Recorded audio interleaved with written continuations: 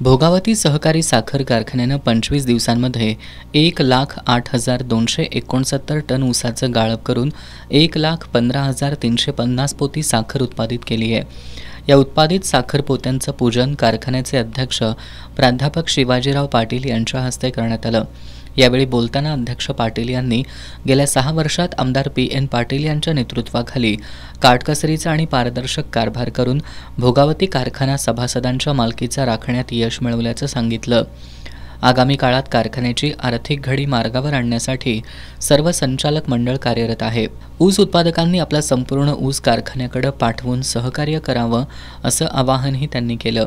या प्रसंगी उपाध्यक्ष राजाराम कवडे, ज्येष्ठ संचालक कृष्णराव पाटील यांच्यासह अन्य संचालक, प्रभारी कार्यकारी संचालक संजय पाटील, उदय मोरे यांच्यासह अधिकारी, कर्मचारी आणि सभासद उपस्थित होते।